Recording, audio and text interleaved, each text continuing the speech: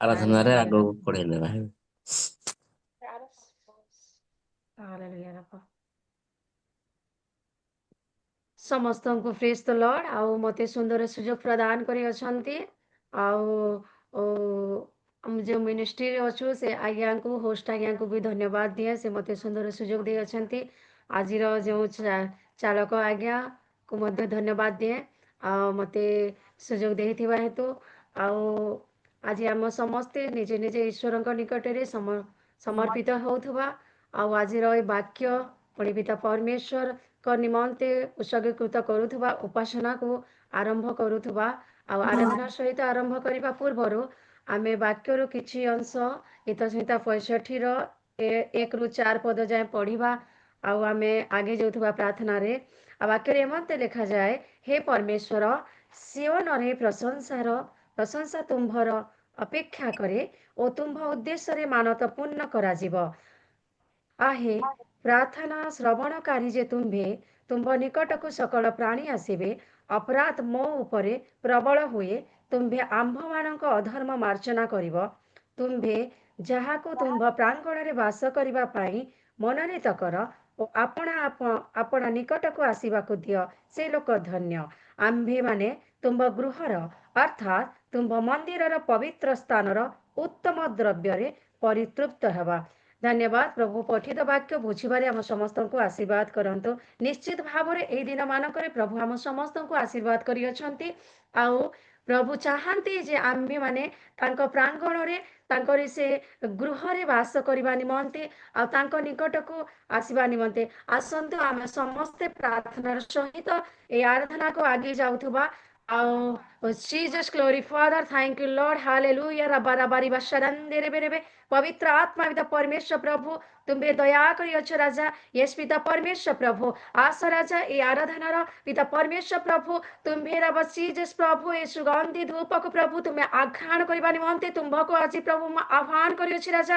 ओ रब जीसस प्रभु तुम्हें दया कर। ओ राधा रब जीसस प्रभु ए हृदय के भल तुम्भर राजा। यस पिता परमेश्वर प्रभु ए हृदय तुम्भर मंदिर अटे रब्बा। पवित्र आत्मा पिता परमेश्वर प्रभु ए हृदय रे आसी तुम्हें बसी जाओ राजा। Jesus glory father, thank you lord, thank you Jesus, thank you thank you thank you Jesus. ईसुआ घर दिल में तू बना, दिल मेरा सुना तेरे बिना।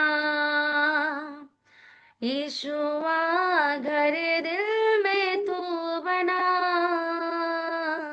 दिल मेरा सुना तेरे बिना। दुनिया में सच्ची खुशी नहीं, मुश्किल में है मेरी जिंदगी। दुनिया में सच्ची खुशी नहीं,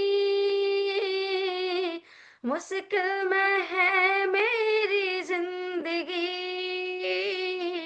यीशुआ घर दिल में तू बना, दिल मेरा सुना तेरे बिना। यीशुआ घर दिल में तू बना, दिल मेरा सुना तेरे बिना। बेचैन दिल की पुकार है,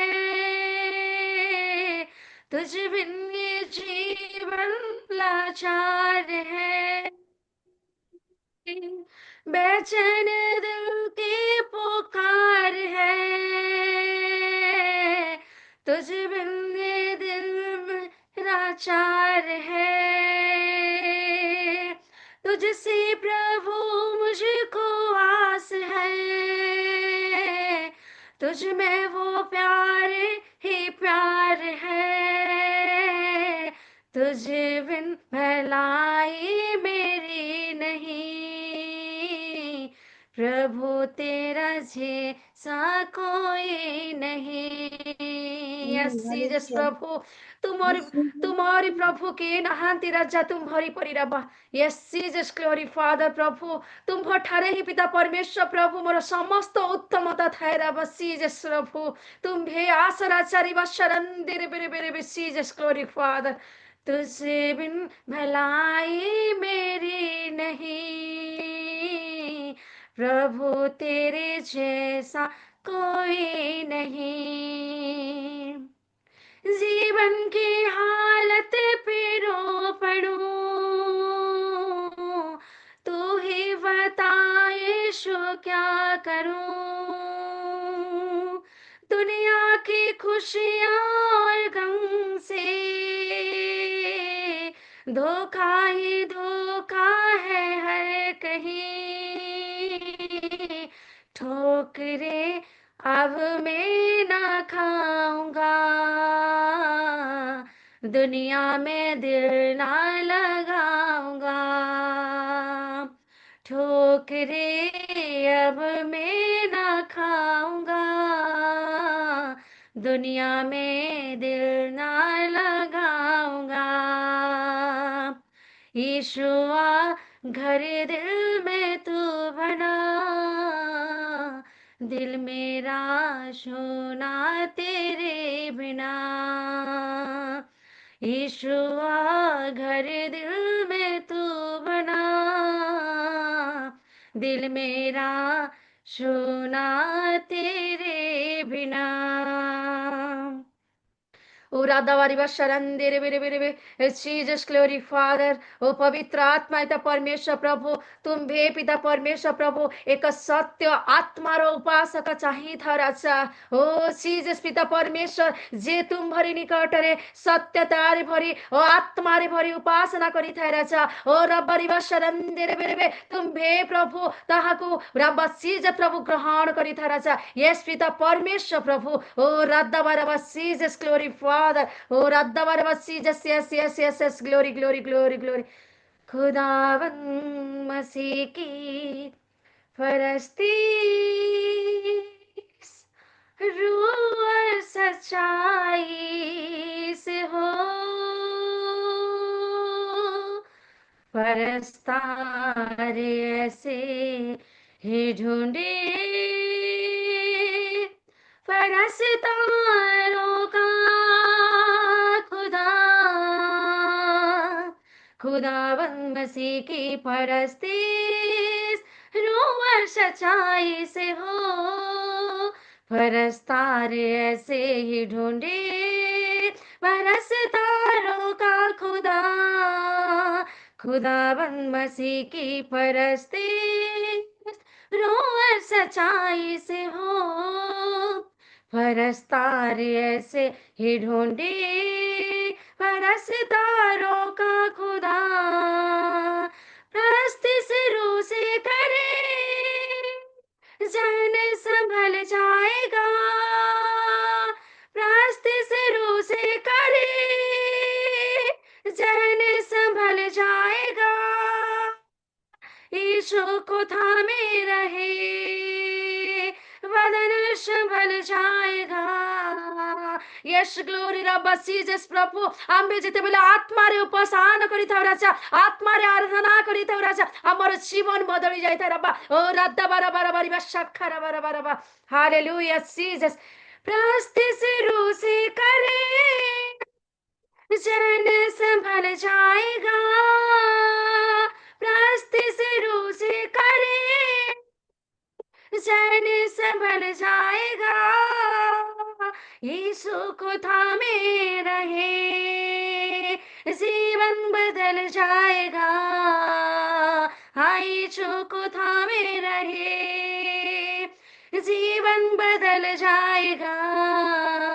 खुदावंद मसीह की परस्ती रूह और सच्चाई से हो, परस्तार ऐसे ही ढूंढे, परस्तारों का खुदा।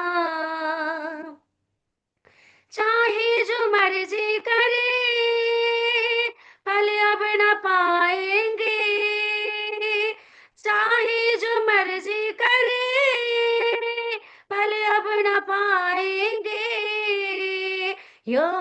के आगे झुके पहाड़ टल जाएंगे, यहोवा के आगे झुके पहाड़ छलक जाएंगे। खुदावन मसीह की परस्ती रूह और सच्चाई से हो, परस्तार ऐसे ही ढूंढे परस्तारों का खुदा, परस्तारों का खुदा। Jesus glory Father, yes Lord, पिता परमेश्वर वाक्य निकटକୁ ଯିବା ପୂର୍ବରୁ ରାଜା ଆମ ସମସ୍ତଙ୍କୁ ଆତ୍ମାରେ ଭରି ଦିଅ ରବା। ଓ ଦଲରନ୍ଦେରେ ବେରେ ବେରେ ବେ କେବଳ ପ୍ରଭୁ ତୁମ୍ଭେ ହିଁ ଆଦର ଓ ସମ୍ମାନ ପାଇବାର ଈଶ୍ୱର ରାଜା, ତୁମ୍ଭେ ଏକମାତ୍ର ଓ ରବା ଈଶ୍ୱର। ଉରାତ୍ତର Jesus ପ୍ରଭୁ ପୂଜା ସମ୍ଭ୍ରମ ପାଇବାର ଯୋଗ୍ୟ ତମ ପିତା ପରମେଶ୍ୱର। ଉରାତ୍ତର Jesus glory Father, ଉରାତ୍ତର ତୁମ୍ଭ ନିକଟରେ ସମସ୍ତ ବିଷୟ ଅଛି ରାଜା। yes ପିତା ପରମେଶ୍ୱର ପ୍ରଭୁ ତୁମ୍ଭ ନିକଟରେ ସୁସ୍ଥତା ଅଛି, ତୁମ୍ଭ ନିକଟରେ ଆରୋଗ୍ୟତା ଅଛି, ତୁମ୍ଭ ନିକଟରେ ଉତ୍ତମତା ଅଛି। ଓ ରାତ୍ତବରେ ବସି Jesus glory Father ଆତ୍ମାରେ ଭରି ଦିଅ। ଆସନ୍ତୁ ମୋର ପ୍ରିୟ ମାନେ ରାତ୍ତର ବସି Jesus ନିଜ ନିଜକୁ ଈଶ୍ୱରଙ୍କ ନିକଟରେ ସମର୍ପଣ କରି ରାତ୍ତର ବସି Jesus କେବଳ ଈଶ୍ୱରଙ୍କ ନିମନ୍ତେ ଆଦର ଆଉ ସମ୍ମାନକୁ ଆମେ ଢାଳୁଥିବା। ରାତ୍ତର ବସି Jesus glory glory glory ରାଜା। कोई नहीं है आदर के योग्य, बस एक तू खुदा। कोई नहीं है सिंहासन के योग्य, बस एक तू राजा। हालेलुया रब्बा जीसस यस लॉर्ड रब्बा। कोई नहीं है आदर के योग्य, बस एक तू खुदा। कोई नहीं है सिंहासन के योग्य, बस एक तू राजा। सारा आदर सारी महिमा तुझको मिले यीशु। सारा आदर सारी महिमा तुझको मिले यीशु। कोई नहीं है महिमा के योग्य, बस एक तू यहोवा। कोई नहीं है बेदाग पवित्र, बस एक तू मसीहा। यस पिता परमेश्वर प्रभु तुम्भ पिता परमेश्वर तुम्भ छड़ा केही नाहांती प्रभु। ओ जीसस प्रभु, ओ जीसस प्रभु निखुंता प्रभु पवित्र रब जीसस प्रभु से पवित्रता हमको भरी दिया राजा। Yes Lord. कोई नहीं है महिमा के योग्य, बस एक तू यहोवा। कोई नहीं है बेदाग पवित्र, बस एक तू मसीहा। सारा आदर सारी महिमा तुझको मिले यीशु। सारा आदर सारी महिमा तुझको मिले यीशु। नाम यीशु का ऊंचा,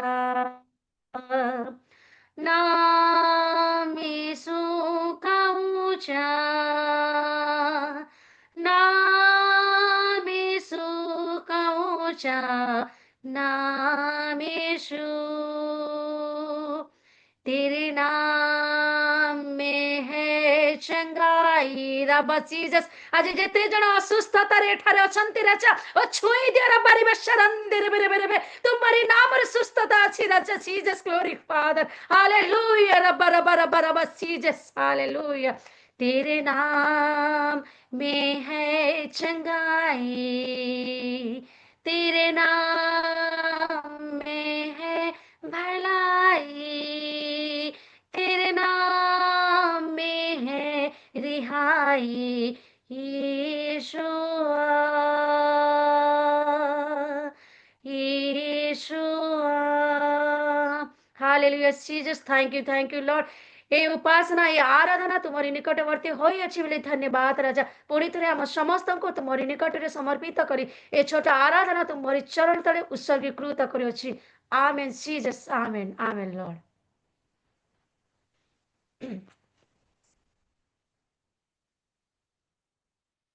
ଧନ୍ୟବାଦ ସିଷ୍ଟର। ପ୍ଲିଜ୍, ଧନ୍ୟବାଦ। ଅତି ଅର୍ଥପୂର୍ଣ୍ଣ ଗୀତ ପୁଣି ଆତ୍ମିକ ସହିତ ଆରାଧନା କରି ପ୍ରଭୁଙ୍କର ମହିମା କରିଥିବାରୁ ପୁନର୍ବାର ରିଏଲ ମିନିଷ୍ଟ୍ରି ତରଫରୁ ଆପଣଙ୍କୁ ଧନ୍ୟବାଦ ଜଣାଏ।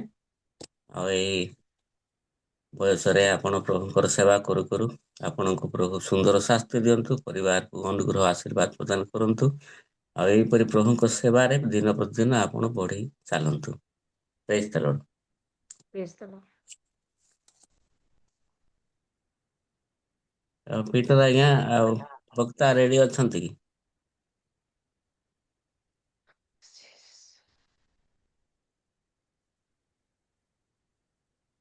ଆମମାନେ ଗୋଟେ ବିଷୟ ପାଇଁ ପ୍ରାର୍ଥନା କରିବା। ରାତିରେ ମୁଁ ଖବର ପାଇଲି ଆଉ ଆଜ୍ଞା ସିସିଲିଆ କନ୍ଦପାଣି ଦିଦି ସେ ଆଉ ନାହାନ୍ତି, ପ୍ରଭୁଙ୍କ କୋଳକୁ ଯାଇଛନ୍ତି।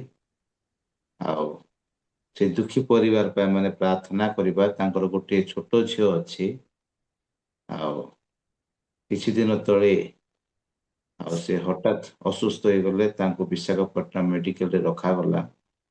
ଆଉ ଟ୍ରିଟମେଣ୍ଟ ବି ଚାଲିଥିଲା, କିନ୍ତୁ ରାତିରେ ସେ ପ୍ରଭୁଙ୍କ କୋଳକୁ ଯାଇଛନ୍ତି। ସେ ଦୁଃଖୀ ପରିବାର ପାଇଁ ଆମେ ପ୍ରାର୍ଥନା କରିବା। ବିଶେଷ କରି ଆଉ ଖୁସିଲା ଆଜ୍ଞା ଏଇ ବିଷୟ ନେଇକି ଆପଣ ପ୍ରାର୍ଥନା କରିବା ପାଇଁ ଆପଣ କାହାକୁ କୁହନ୍ତୁ। ଆଜ୍ଞା। ଆମମାନଙ୍କ ମଧ୍ୟରେ ପ୍ରମୋଦ ପରିଛା ଆଜ୍ଞା ଅଛନ୍ତି। ପ୍ରେଜ୍ ଦ ଲର୍ଡ ଆଜ୍ଞା। Praise the Lord, hey, praise the Lord. ଆପଣ ଆଉ ଷଷ୍ଠ ସାର୍ ଯାହା ପ୍ରାର୍ଥନା ଅନୁରୋଧ କରିଛନ୍ତି ସିସିଲିଆ କନ୍ଦପାଣିକୁ ନିମନ୍ତେ ଆପଣ ପ୍ରାର୍ଥନାରେ ଆଗେଇବେ। ଆସନ୍ତୁ ପ୍ରାର୍ଥନା କରିବା। ପବିତ୍ରମୟ ଯେହୋବା ଯୀଶୁବା, ତମ ପବିତ୍ର ମହତ ନାମକୁ ଧନ୍ୟବାଦ ଧନ୍ୟବାଦ ଧନ୍ୟବାଦ। ତୁମେ ଅନୁଗ୍ରହ ପରେ ଅନୁଗ୍ରହ, ଦୟା ପରେ ଦୟା କରି ପ୍ରଭୁ ଆଜି ଏଇ ଶୁଭ ପ୍ରଭାତ ଦେଖିବା ପାଇଥିଲ। ଏବଂ ପ୍ରଭୁ ଆଜି ଏ ଅନୁଗ୍ରହ ଦିନ ପ୍ରଭୁ ଆମମାନଙ୍କୁ ଦେଖିବା ପାଇଁ ଦେଇ ଯେତେବେଳେ ତୁ ପବିତ୍ର ମହତ ନାମକୁ ଧନ୍ୟବାଦ ଧନ୍ୟବାଦ ଧନ୍ୟବାଦ। ଯେତେ ଲୋକ ଉପସ୍ଥିତ ଅଛୁ ପ୍ରତ୍ୟେକ ପ୍ରଭୁ ଅନୁଭବ କରିଥିଲୁ, ହେ ପିତ ଯୋଉ ସିଷ୍ଟର ପ୍ରଭୁ ପ୍ରତିଦିନ ଏଇ ପ୍ରକାର ମାନଙ୍କ ଜୁମ୍ ସହିତ ଜଡିତ ହେଇ ରହୁଥିଲା। ହେ ପିତ କେତେ ଦିନ ଧରି ମେଡିକାଲରେ ଥିଲା ପ୍ରଭୁ, ତା ସୁସ୍ଥତା ପାଇଁ ଆମେ ପ୍ରାର୍ଥନା କରୁଥିଲୁ, କିନ୍ତୁ ତାହା ତୁମର ଇଚ୍ଛା ପ୍ରଭୁ। ତୁମେ କେଉଁ ଦିନ କାହାକୁ ପ୍ରଭୁ ତୁମ ନିକଟବର୍ତ୍ତୀ କରାଇଥାଅ, ତୁମେ ପୂର୍ବରୁ ପ୍ରଭୁ ସୀମା ନିରୂପଣ କରିଥାଅ। ହେ ପିତ ସେ ଅନୁସାରେ ପ୍ରଭୁ ଗତକାଲି ତୁମ ଦାସୀଙ୍କୁ ନେଇଅଛ। ହେ ପିତା ବିଶେଷ ପ୍ରାର୍ଥନା କରି ପ୍ରଭୁ, ବିଶେଷ ପ୍ରାର୍ଥନା ପ୍ରତି ପ୍ରଭାତରେ ତାଙ୍କ ମୁଖକୁ ଦେଖୁଥିଲୁ, ତାଙ୍କ ପ୍ରାର୍ଥନା ଶୁଣୁଥିଲୁ ପ୍ରଭୁ, ତାଙ୍କ ପରିଚାଳନା ଦେଖୁଥିଲୁ। ଆଜି ସେ ଆମ ମଧ୍ୟରେ ନାହାନ୍ତି। ପ୍ରତ୍ୟେକଙ୍କ ପାଇଁ ପ୍ରଭୁ ଏକ ଦୁଃଖ ଖବର ପ୍ରଭୁ। ହେ ଏବେ ତାଙ୍କ ମୃତ୍ୟୁରେ ପ୍ରତ୍ୟେକ ଲୋକ ପ୍ରଭୁ, ଯେତେ ଲୋକ ଆମେ ଜଡିତ ହେଇ ସମସ୍ତ ବିବେଚନା କରିବାକୁ ଦିଅ ପ୍ରଭୁ, ବିବେଚନା କରିବାକୁ ଦିଅ। ମନୁଷ୍ୟ ସ୍ଥାୟୀ ପ୍ରଭୁ ଅସ୍ଥାୟୀ ପାଣି ଫୋଟକା ସଦୃଶ କେତେବେଳେ ପ୍ରଭୁ ତୁମେ ଯାହାକୁ ଯୋଉ ଦିନ ନିରୂପଣ କରିଥାଅ ସେହି ଦିନ ପ୍ରଭୁ ସେ ତୁମ କଳସ୍ଥ ହେଇଥାଏ। ବିଶେଷ ପ୍ରାର୍ଥନା କରେ ପ୍ରଭୁ ତାଙ୍କ କଳସ୍ଥ ଝିଅଙ୍କ ପ୍ରତି ବହୁଳ ଭାବେ ଆଶୀର୍ବାଦ କର, ବହୁଳ ଭାବେ ଆଶୀର୍ବାଦ କର। ସେ ମାଙ୍କୁ ହରାଇ ପ୍ରଭୁ କୋଉ ଅବସ୍ଥାରେ ଥିବ ଆମେ ଜାଣୁନ, ତାଙ୍କ ପ୍ରଭୁ ତୁମେ ପ୍ରଭୁ ସେ ମାତୃତ୍ୱର ପ୍ରଭୁ ଚିନ୍ତା ତା ମଧ୍ୟରେ ଦେଇ ପ୍ରଭୁ ତାଙ୍କୁ ଶୃଙ୍ଖଳିତ ଭାବେ ତାକୁ ଜୀବନ କାଟିବା ପାଇଁ ଦିଅ ପ୍ରଭୁ। ଆଦର୍ଶ ଜୀବନ କାଟିବା ପାଇଁ ଦିଅ। ଛୋଟ ପିଲା ପ୍ରଭୁ କି ପ୍ରକାର ସେ ମାଙ୍କୁ ସ୍ମରଣ କରିବ, ମାଙ୍କୁ ପାଶୁରିବ, ସେଥି ନିମନ୍ତେ ପ୍ରଭୁ ତୁମ ନିକଟରେ ପ୍ରାର୍ଥନା କରୁଛି। ଏତେବେଳେ ବିଶେଷ ପ୍ରାର୍ଥନା କରି ପ୍ରଭୁ ସ୍ତ୍ରୀଙ୍କୁ ହରାଇ ସ୍ୱାମୀ କୋ ଅବସ୍ଥାରେ ଅଛି ଆମେ ଜାଣୁନୁ, ତାର କ୍ରନ୍ଦନର ତୁମ ନିକଟରେ ପ୍ରଭୁ ନିହାତି ଶୁଭୁଥିବ। ତାଙ୍କୁ ତୁମେ ବାକ୍ୟ ଦେଇ କଥା କୁହ ପ୍ରଭୁ, କଥା କୁହ। ଏ ପିତ ତୁମର ସେ ନିରୂପିତ ଦିନ ନିମନ୍ତେ ଆମେ ପ୍ରାର୍ଥନା କରୁଛୁ। କିଏ ପ୍ରଭୁ କହିପାରେ କାହିଁକି ଏ ସମସ୍ତ ଘଟଣା ଘଟିଛି? କିନ୍ତୁ ସେଟା ମୃତ୍ୟୁ, ଜନ୍ମ ମୃତ୍ୟୁ ଅଧିକାର ହଉଛି ତୁମେ ପ୍ରଭୁ ସମସ୍ତ କାର୍ଯ୍ୟ ସାଧନ କରିଥାଅ। ଜଗତରେ ଯେତେ ଦିନ ଯିଏ ରହିବାର ଆବଶ୍ୟକତା ରହିଛି ତାହା ତୁମେ ଜାଣୁଅଛ ପ୍ରଭୁ।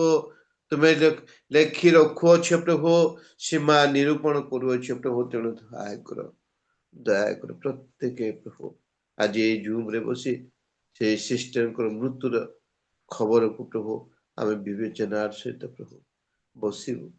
ସେଥିପାଇଁ ଦୟାକର ଏଇ ଦିନ ମାନଙ୍କ ମଧ୍ୟରେ ପ୍ରଭୁ ଅନେକ ପ୍ରଭୁ ମୃତ୍ୟୁବରଣ କରୁଛନ୍ତି, ତୁମ ନିକଟକୁ ଚାଲି ଯାଉଛନ୍ତି। ଆମେ ଯଦି ବଞ୍ଚି ରହିଛୁ ତୁମ ଠାରେ ରହି ବଞ୍ଚିବୁ। ଆମେ ଯଦି ରହିଛୁ ପ୍ରଭୁ ତୁମର ସେବା କରି ବଞ୍ଚିବୁ। ଆମେ ଯଦି ରହିଛୁ ତୁମର ଗୌରବାର୍ଥେ ବଞ୍ଚିବୁ। ସେଥିପାଇଁ ଦୟାକର ଉପସ୍ଥିତ ସମସ୍ତ ଏତେବେଳେ ବିଶେଷ ପ୍ରାର୍ଥନା କରି ଆଜି ପରିଚାଳନା କରୁଥିବା ତୁମ ଦାସଙ୍କ ପ୍ରତି ଏବଂ ପ୍ରଭୁ ଯେତେ ଲୋକ ଆମେ ଜଏନ୍ କରିଛୁ ଏବଂ ବକ୍ତାଙ୍କ ପ୍ରତି ମଧ୍ୟ ସହାୟ କରୁଥିବ। ସେଇ ଜୀବନ୍ତ ବାକ୍ୟ ଦେଇ ପ୍ରତ୍ୟେକଙ୍କ ମଧ୍ୟରେ କଥା କୁହ। ଯୋଉ ପ୍ରକାର ପ୍ରଭୁ ଆମେ ସେ ବାକ୍ୟ ଅନୁଯାୟୀ ନିଜ ଜୀବନ କାଟୁ। ବିଶେଷ ପ୍ରାର୍ଥନା କରି ପ୍ରଭୁ ଆଜି ଆରାଧନା କରୁଥିବା ସିଷ୍ଟରଙ୍କ ନିମନ୍ତେ ତାଙ୍କୁ ଏ ଅଳ୍ପ ବୟସରେ ପ୍ରଭୁ ସୁନ୍ଦର ମନ ଦେଇଛ, ସୁନ୍ଦର ହୃଦୟ ଦେଇଛ, ସୁନ୍ଦର ପ୍ରଭୁ ୱାର୍ସିପ କରିବା ପାଇଁ ଯୋଉ କଣ୍ଠ ଦେଇଛ ପ୍ରଭୁ ତୁମର ପବିତ୍ର ମହତ୍ ନାମକୁ ଧନ୍ୟବାଦ। ତାଙ୍କ ଦ୍ଵାରା ପ୍ରଭୁ ତୁମେ ଗୌରବାନ୍ୱିତ ହିତ ପ୍ରଶଂସା ସମସ୍ତ ହୃଦୟ ସ୍ପର୍ଶୀ ପ୍ରାର୍ଥନା ଏବଂ ଗୀତ ଦ୍ଵାରା ପ୍ରଭୁ ସେ କଢେଇ ନେଇଛନ୍ତି। ତାଙ୍କର ଭବିଷ୍ୟତ ଜୀବନ ତୁମ ନିକଟରେ ସମର୍ପଣ କରୁଛି। ତାଙ୍କୁ ଆହୁରି ଆହୁରି ଶକ୍ତି ଯୁକ୍ତ କରି ପବିତ୍ର ଆତ୍ମାଙ୍କର ଶକ୍ତିରେ ଅଭିବୃଦ୍ଧି ହେବାକୁ ସହାୟ ଗୌରବ ସମରବ ସ୍ତୁତି ଜୀବନ୍ତ ଯିଶୁ ତୁମ ମାଗୁଛି। ଆମିନ୍। ଧନ୍ୟବାଦ ଆଜ୍ଞା। ଆଉ ପାଣି ଦିଦିଙ୍କ ନିମନ୍ତେ ତତ୍ସହିତ ଆରାଧନା କରୁଥିବା ସିଷ୍ଟରଙ୍କ ନିମନ୍ତେ, ପୁଣି ଆଜି ବାକ୍ୟ ନେଇ ଆସୁଥିବା MR ନାୟକ ଆଜ୍ଞାଙ୍କ ନିମନ୍ତେ ବାକ୍ୟ ନିମନ୍ତେ ଆପଣ ପ୍ରାର୍ଥନା କରୁଥିବାରୁ ପୁନର୍ବାର ଆପଣଙ୍କୁ ଧନ୍ୟବାଦ ଜଣାଏ। ଆଉ ସମସ୍ତ ବିଷୟ ପ୍ରାର୍ଥନାରେ ତୋଳି ଧରିଲେ ଆଉ ବାକ୍ୟ ପାଇଁ ମଧ୍ୟ ପ୍ରାର୍ଥନା କରୁଥିବାରୁ ଆଜ୍ଞାକୁ ଧନ୍ୟବାଦ ଜଣାଏ। ବର୍ତ୍ତମାନ ବାକ୍ୟର ସମୟ, ଆମମାନେ ବାକ୍ୟ ଶ୍ରବଣ କରିବା। ଆମମାନଙ୍କ ମଧ୍ୟରେ ମାନସ ରଞ୍ଜନ ସାନ ନାୟକ ସାର୍ ଅଛନ୍ତି। ପ୍ରେଜ୍ ଦି ଲର୍ଡ ଆଜ୍ଞା।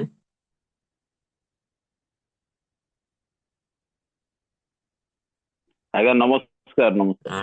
ପ୍ରେଜ୍ ଦି ଲର୍ଡ ସାର୍। ଆଉ ବକ୍ତା ପ୍ରେଜ୍ ଦ ଲର୍ଡ। ଆଜ୍ଞାଙ୍କୁ ଏକ ବାକ୍ୟ ପଠନ କରି ମୁଁ ଆହ୍ୱାନ କରିବାକୁ ଚାହେଁ। ଆଉ ଯାହା ଲେଖା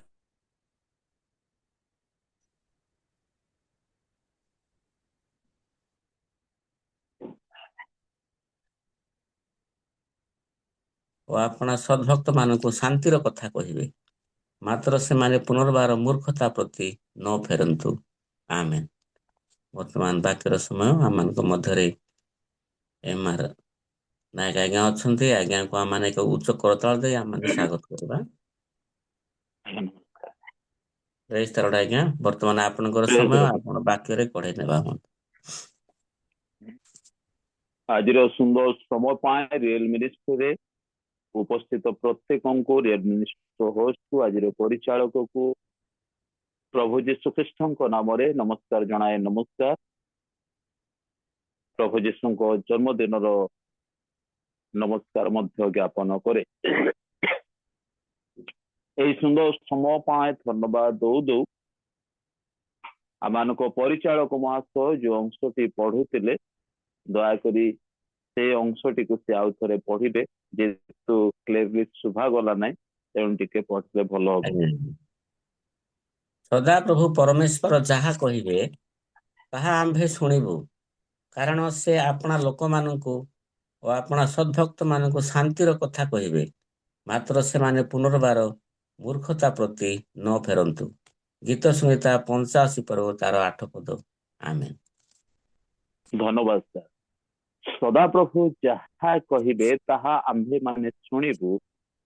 ସେ ଆପଣା ଲୋକମାନଙ୍କୁ ଶାନ୍ତିର କଥା କହିବେ, ସେମାନେ ତାହା ପଶ୍ଚାତଗାମୀ ପଛକୁ ନ ଫେରନ୍ତୁ। ଯଦିଓ ମୁଁ ଶାନ୍ତିର କଥା, ଶାନ୍ତିର ସୁସମାଚାର ଆଜିର এই ଜୁମ୍ ମିଟିଂରେ ପ୍ରକାଶ କରିବା ପାଇଁ ପ୍ରସ୍ତୁତ ଅଟେ।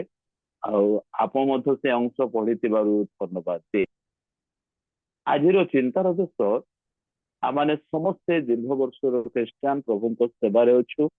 ଆଉ ପ୍ରଭୁ ଆମମାନଙ୍କୁ ବିଭିନ୍ନ ସ୍ଥାନରେ ବିଭିନ୍ନ ମାଧ୍ୟମରେ ପ୍ରଭୁଙ୍କ ସେବାରେ ଆମମାନଙ୍କୁ ବ୍ୟବହାର କରି ଆଣୁଅଛନ୍ତି। ତା ମଧ୍ୟରେ এই ଜନ୍ମ ଜୟନ୍ତୀର ଅନେକ ସୁସମାଚାରକୁ, ଅନେକ ଶିକ୍ଷାକୁ ଆମେ ଶୁଣୁଛୁ, ଶିକ୍ଷା ଦଉଛୁ। କିଛି ନୂଆ ବିଷୟ ନୁହେଁ, କିନ୍ତୁ ପ୍ରତିଟି ମୁହୂର୍ତ୍ତରେ ମନୁଷ୍ୟ ଜୀବନରେ ଶାନ୍ତି ଆବଶ୍ୟକ ଅଟେ। এই ଜଗତ ଏକ ଅଶାନ୍ତପୂର୍ଣ୍ଣ ଜଗତ। এই ଜଗତ ଏକ ଦୁଃଖଦାୟକ ଜଗତ। এই ଜଗତ ମଧ୍ୟରେ ଯେତେବେଳେ ଯେକୌଣସି ଲୋକ ଅଛି, କିଛି ସମୟ ପରେ ଦୁଃଖ, କିଛି ସମୟ ପରେ ସୁଖ, ଆଉ ସୁଖ ଦୁଃଖ ପାଖେ ରହିବା ଜଗତ ଅଟେ। ତେବେ ପ୍ରଶ୍ନ ଉଠେ, ଯୀଶୁଙ୍କ ଜନ୍ମ ଧରାପୃଷ୍ଠରେ ଶାନ୍ତିର ବାର୍ତ୍ତା ଆଣି ପହଞ୍ଚିଲା। ଆଜିର ଚିନ୍ତା ନିମନ୍ତେ ମୁଁ ସେଇ ଅଂଶଟିକୁ ରଖିଛି, ଲୋକଲିଖିତ ସୁସମାଚାର ତାର 2 ଅଧ୍ୟାୟ 14 ପଦ। ଏ ସ୍ଥାନରେ ଏ ପ୍ରକାର ଭାବରେ ଲେଖା ଅଛି, ଊର୍ଦ୍ଧ୍ୱ ଲୋକରେ ଈଶ୍ୱରଙ୍କ ମହିମା, ପୁଣି ପୃଥିବୀରେ ତାହାଙ୍କ ସନ୍ତୋଷ ପାତ୍ର ମନୁଷ୍ୟ ମାନଙ୍କ ମଧ୍ୟରେ ଶାନ୍ତି। ପ୍ରଭୁ ଯୀଶୁ ଜନ୍ମଗ୍ରହଣ କରିସାରିଛନ୍ତି। ବାହାରେ ମେଷପାଳକ ମାନେ ପଦାରେ ରହି ନିଜ ପଲର ଯତ୍ନ ନେଉଛନ୍ତି। ଏ ପ୍ରକାର ପରିସ୍ଥିତିରେ ଦୂତ ଆସି ମେଷପାଳକ ମାନଙ୍କୁ ସମ୍ବାଦ ଦଉଛନ୍ତି। ସେହି ଅଞ୍ଚଳରେ କେତେକ ମେଷପାଳକ ମାନେ ପଦାରେ ରହି ରାତ୍ରିରେ ସେମାନଙ୍କ ମେଷ ପୋଲ ଜଗୁଥିଲେ। ଯେଉଁମାନେ ରାତ୍ରିରେ ମେଷ ପୋଲ ଜଗିବା ଏକ ବିପଦପୂର୍ଣ୍ଣ ସମୟ ମଧ୍ୟରେ ଏକ ସମସ୍ୟାପୂର୍ଣ୍ଣ ବିଷୟରେ, ଭୟର ବିଷୟ। କାରଣ ମେଷ ମାନଙ୍କୁ କେତେବେଳେ କଣ ଆକ୍ରମଣ କରିବ, ଏହା ପଛରେ ଭୟଭୀତ ଅବସ୍ଥାରେ ସେମାନେ ଜଗି ରହିଛନ୍ତି। এই ଜଗିଥିବା ଲୋକମାନଙ୍କୁ, ଭୟଭୀତ ଅଞ୍ଚଳରେ ରହିବା ଲୋକମାନଙ୍କୁ ଏକ ସମ୍ବାଦ ଆସି ପହଞ୍ଚୁଛି, ଊର୍ଦ୍ଧ୍ୱ ଲୋକରେ ଈଶ୍ୱରଙ୍କ ମହିମା। ପ୍ରଥମ କଥା ଯଦି ଦେଖିବା, ଊର୍ଦ୍ଧ୍ୱ ଲୋକରେ ଈଶ୍ୱରଙ୍କ ମହିମା, ପୁଣି ପୃଥିବୀରେ ତାହାଙ୍କ ସନ୍ତୋଷ ପାତ୍ର ମନୁଷ୍ୟ ମାନଙ୍କ ମଧ୍ୟରେ। ଈଶ୍ୱରଙ୍କ ମହିମା କୋଉ ଲୋକମାନଙ୍କ ଦ୍ଵାରା ହଉଛି? କାହା ଜୀବନରେ ଶାନ୍ତି ଆସୁ? ପ୍ରଭୁ ଯୀଶୁ ଜନ୍ମଗ୍ରହଣ କଲେ ମାନବ ଜାତି ନିମନ୍ତେ। ଈଶ୍ୱରଙ୍କ ବାକ୍ୟ ଲେଖା ଅଛି, କାରଣ ଈଶ୍ୱର ଜଗତକୁ ଏଡେ ପ୍ରେମ କଲେ ଯେ ସେ ଆପଣ ଅଦ୍ୱିତୀୟ ପୁତ୍ରଙ୍କୁ ଦାନ କଲେ, ଯେପରି ଯେ କେହି ତାଙ୍କ ଠାରେ ବିଶ୍ୱାସ କରେ ସେ ବିନଷ୍ଟ ନ ହୋଇ ଅନନ୍ତ ଜୀବନ ପ୍ରାପ୍ତ ହେବ। ଏହା ସର୍ବ ଜଗତ ପାଇଁ। ଯଦିଓ ସର୍ବ ଜଗତ ପାଇଁ ସେ ଜନ୍ମ ଲାଭ କଲେ, କିନ୍ତୁ କେତେକଙ୍କ ଜୀବନରେ ହିଁ ଶାନ୍ତି ଦେଖିବାକୁ ମିଳୁଛି, କେତେକଙ୍କ ଜୀବନରେ ହିଁ ଆନନ୍ଦ ଦେଖିବାକୁ ମିଳୁଛି, କେତେକଙ୍କ ଜୀବନରେ ହିଁ ସେ ଖୁସିର ଲହରୀ ଉଠୁଛି। ଯଦିଓ ଯୀଶୁଙ୍କ ଜନ୍ମର ସମ୍ବାଦ ଅନେକ ଶୁଣି ପାରନ୍ତି, କିନ୍ତୁ ଯେଉଁମାନେ ଈଶ୍ୱରଙ୍କର ସନ୍ତୋଷ ହେଲେ, ତାକୁ ଆପଣାର କଲେ, ସେମାନଙ୍କ ଜୀବନରେ ଶାନ୍ତି ଆସେ। ତେବେ ପ୍ରଥମ କଥାରୁ ଅଳ୍ପ କେତୋଟି ବିଷୟକୁ ଚିନ୍ତା କରିବା। ଊର୍ଦ୍ଧ୍ୱ ଲୋକରେ ଈଶ୍ୱରଙ୍କ ମହିମା। ପ୍ରିୟମାନେ, ଜଗତରେ ମନୁଷ୍ୟ ଯେତେ ଦିନ ପର୍ଯ୍ୟନ୍ତ ଅଛନ୍ତି, କେତେବେଳେ ଈଶ୍ୱରଙ୍କ ଗୌରବ କରୁଛି ତ କେତେବେଳେ ଈଶ୍ୱରଙ୍କର ଅପମାନ କରୁଛି। ଇସ୍ରାଏଲ ଲୋକମାନଙ୍କ କଥା ଯଦି ଚିନ୍ତା କରିବା, ଇସ୍ରାଏଲ ଲୋକମାନେ କେତେକ ସମୟରେ ପ୍ରଭୁଙ୍କ ଠାରେ ସମର୍ପିତ ହଉଛି, ଆଉ କେତେକ ସମୟ ସେମାନେ ପ୍ରଭୁଙ୍କର ନିନ୍ଦା କରୁଛନ୍ତି। ଯଦି ଆମେ ନୂତନ ନିୟମରେ ଦେଖିବା କେତେକ ବ୍ୟକ୍ତି ଯୀଶୁଙ୍କ ପଛେ ପଛେ ଯାଉଛନ୍ତି, ଆଉ କେତେକ ବ୍ୟକ୍ତି ଯୀଶୁଙ୍କ ପଛରୁ ଫେରି ଆସୁଛନ୍ତି। କେତେ ଜଣ ଅନେକ ଶିଷ୍ୟ ମାନଙ୍କୁ ପ୍ରଭୁ ଆହ୍ୱାନ କଲେ, ଆଉ କେତେକ ଛାଡିଗଲେ। ଆଉ ସେତେବେଳେ ପ୍ରଭୁ ଯୀଶୁ କହିଲେ, ତୁମାନେ ମଧ୍ୟ କଣ ମତେ ଛାଡିଯିବ? এই ଜଗତ ଉତ୍ଥାନ ପତନ ଜଗତ, ସୁଖ ଦୁଃଖର ଜଗତ, କିନ୍ତୁ ଏଇ ଜଗତରେ କେତେକ ଈଶ୍ୱରଙ୍କ ମହିମା କଲା ବେଳେ ଆଉ କେତେବେଳେ ଈଶ୍ୱରଙ୍କ ମହିମାରୁ ମଧ୍ୟ ଆମେ ଉଣା ପଡିଥାଉ। କିନ୍ତୁ ବାଇବେଲ ପ୍ରକାଶ କରେ ଉର୍ଦ୍ଧ୍ୱ ଲୋକରେ ଈଶ୍ୱରଙ୍କ ମହିମା। এই ଉର୍ଦ୍ଧ୍ୱ ଲୋକମାନଙ୍କ ଦ୍ଵାରା ଈଶ୍ୱରଙ୍କ ମହିମା ହୁଏ। ବାଇବେଲରେ ଯଦି ଦେଖିବା ଅନେକ ବ୍ୟକ୍ତି ବିଶେଷ ଉର୍ଦ୍ଧ୍ୱକୁ ଗମନ କଲେ, ଆଉ ସେମାନଙ୍କ ଗମନ ମଧ୍ୟରେ ଈଶ୍ୱରଙ୍କ ମହିମା ହେଇଛି। ତେବେ ପୃଥିବୀ এই ଦୁଃଖ ସୁଖରେ ଭରା ପୃଥିବୀ, এই ପୃଥିବୀ ଅଶାନ୍ତପୂର୍ଣ୍ଣ, এই ପୃଥିବୀ ଏକ କଷ୍ଟଦାୟକ ପୃଥିବୀରେ ବାସ କଲା ବେଳେ ଈଶ୍ୱରଙ୍କ ବାକ୍ୟ କହୁଛନ୍ତି ପୃଥିବୀରେ ତାହାଙ୍କ ସନ୍ତୋଷ ପାତ୍ର ମନୁଷ୍ୟ ମାନଙ୍କ ମଧ୍ୟରେ ଶାନ୍ତି। ଏବେ ପୃଥିବୀର ଶାନ୍ତି ସମ୍ପର୍କରେ ଦେଖିବା ପୂର୍ବରୁ ଉର୍ଦ୍ଧ୍ୱ ଲୋକରେ ଆମେ ସମସ୍ତେ ଜାଣୁ କେତେକ ବ୍ୟକ୍ତି ସ୍ୱଦେହରେ ଉର୍ଦ୍ଧ୍ୱକୁ ନିଆଗଲେ, ତଥା ହନକଙ୍କ ଜୀବନରେ ଆମେ ଜାଣୁ, ଏଲିୟଙ୍କ ଜୀବନରେ ଜାଣୁ, ଯୀଶୁଙ୍କ ବିଷୟରେ ଜାଣୁ, ଯୋଉମାନେ କି ଉର୍ଦ୍ଧ୍ୱକୁ ନିଆଗଲେ। ପ୍ରଭୁ ଯୀଶୁ ନିଜେ ଉର୍ଦ୍ଧ୍ୱକୁ ଗମନ କଲେ, ଆଉ ଏଇ ଉର୍ଦ୍ଧ୍ୱ ଗମନରେ ଈଶ୍ୱରଙ୍କର ମହିମା ହେଇଛି, ଈଶ୍ୱରଙ୍କ ଗୌରବ କରାଯାଉଛି। ଆଜି ମଧ୍ୟ କେହି କେହି ବ୍ୟକ୍ତି ସ୍ୱଦେହରେ ସ୍ୱଗାରୋହଣ କରିଅଛନ୍ତି। ଆମେ ଯଦି ହନକଙ୍କ କଥା ମନେ ପକେଇବା, ଏଲିୟଙ୍କ କଥା ମନେ ପକେଇବା, ଯୀଶୁ ରୂପାନ୍ତରିତ ହେଲା ପରେ, ଯୀଶୁ ପୁନରୁତ୍ଥିତ ହେଲା ପରେ ସେ ସ୍ୱଗାରୋହଣ କରିଛନ୍ତି। ଗାଲିଲିୟ ମାନେ ଦେଖ, ସେ ଯେ ପ୍ରକାର ଯାଉଅଛନ୍ତି ସେହି ପ୍ରକାର ସେ ଆଗମନ କରିବେ। ତ ଈଶ୍ୱରଙ୍କ ଗୌରବ ଏ ସ୍ଥାନରେ ଆମେ ଦେଖିବାକୁ ପାରୁଛୁ, ଯାହାକି ଆଦି ପୁସ୍ତକ ତାର 5 ଅଧ୍ୟାୟର 24 ପଦରେ, ଦ୍ୱିତୀୟ ରାଜାବଳୀ ତାର 2 ଅଧ୍ୟାୟର 11 ପଦରେ ଆମେ ଦେଖିବାକୁ। ଏମାନେ ସୁଖ ଦୁଃଖର ମନୁଷ୍ୟ, ଭୋଗୀ ମନୁଷ୍ୟ ଥିଲେ। ଲେଖାଯାଏ ଯାକୁବ ତାର 5 ଅଧ୍ୟାୟର 17 ପଦରେ, ଏଲିୟ ସୁଖ ଦୁଃଖର ଭୋଗୀ ମନୁଷ୍ୟ ଥିଲେ। ପ୍ରିୟମାନେ, ଏ ସୁଖ ଦୁଃଖ ଭୋଗ ମନୁଷ୍ୟ ଉର୍ଦ୍ଧ୍ୱ ଗମନ କଲେ ଈଶ୍ୱରଙ୍କର ମହିମା ହୁଏ, ଈଶ୍ୱରଙ୍କର ଗୌରବ ହୁଏ। ଜଗତରେ କେତେ ଦିନ ପର୍ଯ୍ୟନ୍ତ ଅଛୁ, କେତେବେଳେ ପ୍ରଭୁଙ୍କର ମହିମାର କାମ କରୁଛୁ, ତ କେତେବେଳେ ପ୍ରଭୁଙ୍କର ଅଗୌରବର କାମ କରୁଛୁ। କିନ୍ତୁ ଯୋଉମାନେ ଉର୍ଦ୍ଧ୍ୱକୁ ନିଆଗଲେ ସେମାନେ ପ୍ରଭୁଙ୍କର ଗୌରବ ମହିମା ପ୍ରଶଂସାର ପାତ୍ର ହେଇଗଲେ। ଯଦି ଆମେ ଦେଖିବା ଧନୀ ଆଉ ଲାଜାରଙ୍କ ଜୀବନରେ, ଲାଜାରଙ୍କୁ ତାଙ୍କ ଦୂତ ମାନେ ଈଶ୍ୱରଙ୍କ କୋଳକୁ ନେଇଗଲେ, ଅବ୍ରାହମଙ୍କ କୋଳକୁ ନେଇଗଲେ, ଆଉ ଧନୀ ବ୍ୟକ୍ତି ତାଙ୍କୁ କବର ଦିଆଗଲା। କିନ୍ତୁ ଲାଜାରଙ୍କୁ ଏଇ ଧନୀ ଲୋକ ଦେଖିଲା ବେଳେ ପ୍ରଭୁଙ୍କର ଗୌରବ କରିବ, ମାଗିବ, ଯାହା କଲେ ବି ଉର୍ଦ୍ଧ୍ୱକୁ ନ ନିଆଯାଇଥିବାରୁ ତାହାର କୌଣସି ବିଷୟରେ ଆଶୀର୍ବାଦ ମିଳିବା ଦେଖିବାରୁ ପାଉନା। କିନ୍ତୁ ଉର୍ଦ୍ଧ୍ୱକୁ ନିଆଯାଇଥିବାରୁ ସେ ଅବ୍ରାହମଙ୍କ କୋଳରେ ରହି ଆନନ୍ଦର ସହିତ ଅଛନ୍ତି। ପ୍ରଶ୍ନ ଉଠେ, ପ୍ରଭୁ ଆମମାନଙ୍କୁ କାହାକୁ କୋଉଠିକି ନେଇଛନ୍ତି? ନେଇନାହାନ୍ତି। ଆମେ ବର୍ତ୍ତମାନ ଜଗତରେ ଅଛୁ। এই ଜଗତରେ ବସବାସ କଲା ବେଳେ ଆମମାନଙ୍କ ନିମନ୍ତେ ଶାନ୍ତିର ଆବଶ୍ୟକ। ଦ୍ୱିତୀୟ କଥାଟି ଦେଖିବା ଶାନ୍ତିର ବିଷୟ। ଲେଖା ଅଛି, ପୁଣି ପୃଥିବୀରେ ତାହାଙ୍କ ସନ୍ତୋଷ ପାତ୍ର ମନୁଷ୍ୟମାନଙ୍କ ମଧ୍ୟରେ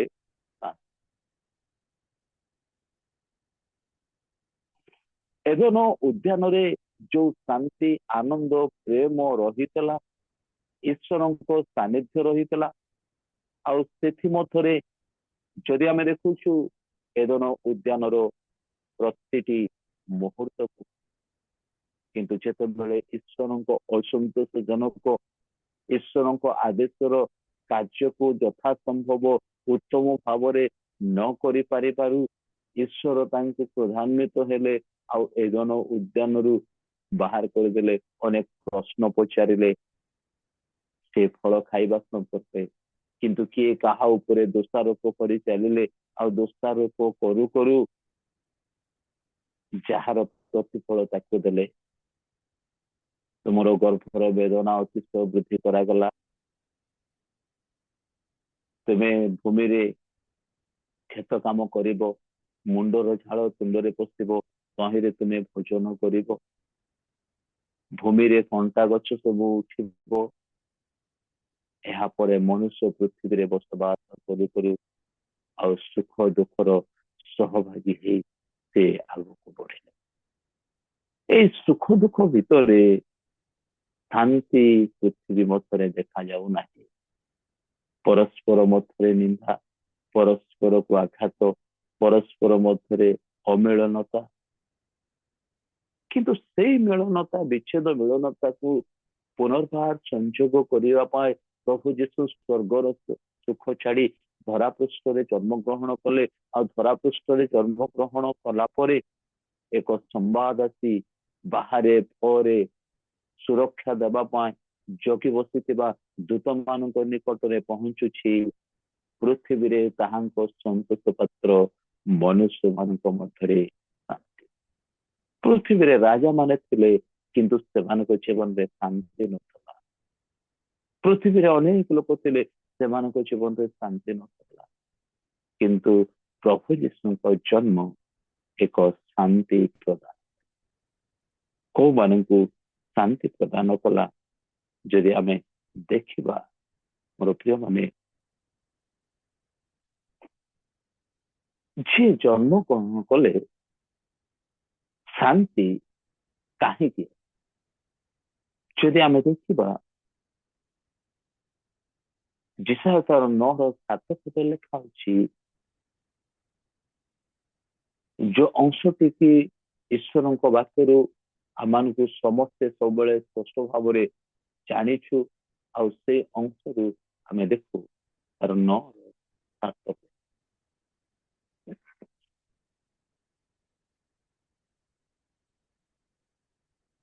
କାରଣ ଆମମାନଙ୍କ ନିମନ୍ତେ ଏକ ବାଳକ ଜନ୍ମିଅଛନ୍ତି, ଆମମାନଙ୍କୁ ଏକ ପୁତ୍ର ଦତ୍ତ ହୋଇଅଛି ଓ ତାହାଙ୍କ ସ୍କନ୍ଧରେ କର୍ତ୍ତୃତ୍ୱ ଭାର କୁହାଯିବ। ପୁଣି ତାହାଙ୍କ ନାମ ମନ୍ତ୍ରୀ, ପରାକ୍ରାନ୍ତ ପରମେଶ୍ୱର, ଅନନ୍ତକାଳୀନ ପିତା, ଶାନ୍ତିର ରାଜା ହେବ। ତାହାଙ୍କ କର୍ତ୍ତୃତ୍ୱ ବୃଦ୍ଧି ଓ ଶାନ୍ତିର ସୀମା ରହିବ ନାହିଁ। ପ୍ରିୟମାନେ, ଏ ଅଂଶରୁ ଆମେ ଦେଖୁଛୁ ଅନନ୍ତକାଳୀନ ପିତା ଆଉ ଶାନ୍ତିର ରାଜା। ସେ ଶାନ୍ତିର ରାଜା ଅଟନ୍ତି। ଆଉ ଲେଖା ଅଛି ଶାନ୍ତିର ସୀମା ରହିବ ନାହିଁ। କେତେକ ସୀମା ଭିତରେ କେତେ ବ୍ୟକ୍ତି ବିଶେଷଙ୍କ ଜୀବନରେ ଶାନ୍ତି ଥାଏ, କିନ୍ତୁ ପ୍ରଭୁ ଯୀଶୁଙ୍କର ଈଶ୍ୱରଙ୍କ ସନ୍ତୋଷ ପାତ୍ର ବ୍ୟକ୍ତି ମାନଙ୍କର ଶାନ୍ତିର ସୀମା ରହିବ ନାହିଁ। ଏକ କେତେକ ନିର୍ଦ୍ଦିଷ୍ଟ ଜୀବନ, ନିର୍ଦ୍ଦିଷ୍ଟ ସମୟ, ନିର୍ଦ୍ଦିଷ୍ଟ ଦିନ, ନିର୍ଦ୍ଦିଷ୍ଟ ବର୍ଷ ଶାନ୍ତି ରହିବ, ଏ କଥା ନୁହେଁ। ତାହାର ସୀମା କେହି ମାପ କରିପାରିବେ ନାହିଁ। ପ୍ରିୟମାନେ, ଜଗତରେ ଯେକୌଣସି ବସ୍ତୁର ଶାନ୍ତି କିଛି କ୍ଷଣ ପାଇଁ, କିଛି ସମୟ ପାଇଁ, କିଛି ବର୍ଷ ପାଇଁ, କିନ୍ତୁ ଈଶ୍ୱରଙ୍କ ସନ୍ତୋଷ ପାତ୍ର ହବାର ଶାନ୍ତି ତାର ସୀମା ରହିବ ନାହିଁ, ମାପ କରାଯାଇ ପାରିବ। ଏଣୁ ସେ ଶାନ୍ତିର ରାଜା, ଆଉ ଶାନ୍ତିର ସୀମା ସେ ରଖନ୍ତି ନାହିଁ।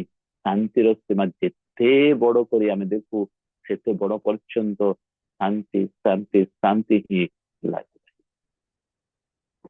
ପ୍ରଥମ କଥାଟି ଆମେ ଦେଖୁଥିଲୁ, ଊର୍ଦ୍ଧ୍ୱ ଲୋକରେ ଈଶ୍ୱରଙ୍କ ମହିମା। ଝିଅମାନେ ଊର୍ଦ୍ଧ୍ୱ ଗମନ କଲେ, ଜଗତ ଛାଡି ଚାଲିଗଲେ, ଆଉ ସେମାନେ ଯଦି ପ୍ରଭୁଙ୍କ ଠାରେ ରହି ମରିଅଛନ୍ତି, ଆଉ ସେମାନଙ୍କ ପାଇଁ ଈଶ୍ୱରଙ୍କ ରାଜ୍ୟରେ ଗୌରବ କରାଯାଉଛି, ମହିମା କରାଯାଉଛି, ଈଶ୍ୱର ଗୌରବାନ୍ୱିତ ହଉଛନ୍ତି। ଅନ୍ୟ ପକ୍ଷରେ ଜଗତରେ ରହୁଥିବା ଲୋକମାନଙ୍କ ନିମନ୍ତେ ଶାନ୍ତି ସ୍ଥାପନ କରିଛନ୍ତି, ଯୋଉ ଶାନ୍ତି କି ତାର ସୀମା ରହେ। ଆଉ କାହିଁକି ଶାନ୍ତି ଈଶ୍ୱରଙ୍କ ଜନ୍ମରେ ପୃଥିବୀ ପୃଷ୍ଠରେ ଦେଖାଗଲା? ଲେଖାଯାଏ, କାରଣ ସେ ତ ଶାନ୍ତି। ଏଫିସି 2:14 ଯଦି ଆମେ ଦେଖିବା, କାରଣ ସେ ତ ଶାନ୍ତି। ପ୍ରିୟମାନେ, ପ୍ରଭୁ ଯୀଶୁ ଶାନ୍ତିର ରାଜା ଅଟନ୍ତି। ଆଉ ଈଶ୍ୱରଙ୍କ ବାକ୍ୟ ଏହା ମଧ୍ୟ କହେ, ସେ ତ ଶାନ୍ତି। ଏଇଠି ଆମେ ଦେଖିବାକୁ ପାରୁଛୁ ଯେ ପରମେଶ୍ୱର ନିଜେ ଶାନ୍ତି ଅଟନ୍ତି। କାରଣ ସେ ତ ଆମମାନଙ୍କ ଶାନ୍ତି। ସେ ଶତ୍ରୁତା ରୂପ ମଧ୍ୟବର୍ତ୍ତୀ ବିଚ୍ଛେଦ ପ୍ରାଚୀର ଭଗ୍ନ କରି ଉଭୟଙ୍କୁ ଏକ କରିଅଛନ୍ତି। ଆଉ ବିଚ୍ଛେଦତା ନାହିଁ। ମନୁଷ୍ୟ ଈଶ୍ୱରଙ୍କ ମଧ୍ୟରେ ଯୋଉ ବିଚ୍ଛେଦତା ଥିଲା, ଦୂରୀକୃତତା ଥିଲା, ଦଣ୍ଡ ଦିଆଯାଇଥିଲା, ସେ ମଧ୍ୟରେ ଈଶ୍ୱରଙ୍କ ଜନ୍ମ ଏ ପ୍ରକାର ହେଲା। କାରଣ ସେ ତ ଶାନ୍ତି। ପୂର୍ବେ ତୁମମାନେ ଦୂରରେ ଥିଲ, ଯେ ଏବେ ଖ୍ରୀଷ୍ଟ ଯୀଶୁଙ୍କ ଠାରେ ତାହାଙ୍କ ରକ୍ତ ଦ୍ୱାରା ନିକଟସ୍ଥ ହୋଇଛ। କାରଣ ସେ ତ ଆମମାନଙ୍କ ଶାନ୍ତି। ସେ ଶତ୍ରୁତା ରୂପ ମଧ୍ୟବର୍ତ୍ତୀ ବିଚ୍ଛେଦ ପ୍ରାଚୀର ଭଗ୍ନ କରି ଉଭୟଙ୍କୁ ଏକ କରିଅଛନ୍ତି। ଯେତେବେଳେ ଗୋଟିଏ ପରିବାରରେ କହୁ, ଗୋଟେ ମଣ୍ଡଳୀରେ କହୁ, ଗୋଟିଏ ଗ୍ରାମରେ କହୁ, ଗୋଟିଏ ସହରରେ କହୁ, ଗୋଟିଏ ଦେଶରେ କହୁ, ବିଚ୍ଛେଦତା ତାହା ଶାନ୍ତି ଆଣେ ନାହିଁ, କିନ୍ତୁ ଏକତା ଶାନ୍ତି। ଈଶ୍ୱର ଏବଂ ମନୁଷ୍ୟ ମଧ୍ୟରେ ଯୋଉ ବୃହତ ବିଚ୍ଛେଦ ଘଟିଥିଲା, ଆଉ ସେଇ ବୃହତ ବିଚ୍ଛେଦତାକୁ ପୁନର୍ସଂଯୋଗ କରି ସେ ଶାନ୍ତି ସ୍ଥାପନ କରେ। ଏଣୁ କାରଣ ସେ ତ ଶାନ୍ତି। ସେଇ 15 ପଦ ଲେଖା ଅଛି, ପୁଣି ବିଧି ବିଧାନ ଯୁକ୍ତ ଆଜ୍ଞା ସବୁ ବ୍ୟବସ୍ଥାକୁ ଆପଣା ଶରୀରରେ ରହିତ କରିଅଛନ୍ତି, ଯେପରି ସେ ଶାନ୍ତି ସ୍ଥାପନ କରି ଉଭୟଙ୍କୁ ଆପଣଙ୍କ ଠାରେ ଜଣେ ନୂଆ ଲୋକ ସ୍ୱରୂପେ ସୃଷ୍ଟି କରନ୍ତି।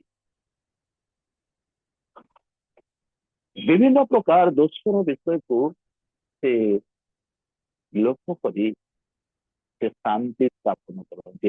ଅର୍ଥାତ୍ ମୋର କହିବାର ଉଦ୍ଦେଶ୍ୟ, ଆମମାନଙ୍କ ପ୍ରଭୁ ଯୀଶୁଙ୍କ ଜନ୍ମ ସେ ଶାନ୍ତିର ରାଜା ଅଟନ୍ତି। ତାଙ୍କର ଶାନ୍ତିର ସୀମା ରହିବ ନାହିଁ, ଆଉ ସେ ଶାନ୍ତି ସ୍ଥାପନକାରୀ ଅଟନ୍ତି। ଏଣୁ ତାହାଙ୍କ ସନ୍ତୋଷ ପାତ୍ର ମନୁଷ୍ୟ ମାନଙ୍କ ମଧ୍ୟରେ ଶାନ୍ତି। ମୋର ପ୍ରିୟ ମାନେ, ଈଶ୍ୱରଙ୍କ ବାକ୍ୟ ଏହା ପ୍ରକାଶ କରେ, ଉର୍ଦ୍ଧ୍ୱ ଲୋକରେ ଈଶ୍ୱରଙ୍କ ମହିମା, ଆଉ ପୃଥିବୀ ସେ ତାହାଙ୍କ ସନ୍ତୋଷ ପାତ୍ର ମନୁଷ୍ୟ ମାନଙ୍କ ମଧ୍ୟରେ ଶାନ୍ତି। ଆଜି ଆମେ ପୃଥିବୀରେ ଅଛୁ, ଆଜି ଈଶ୍ୱରଙ୍କ ସନ୍ତୋଷ ପାତ୍ର ଅଟୁତ।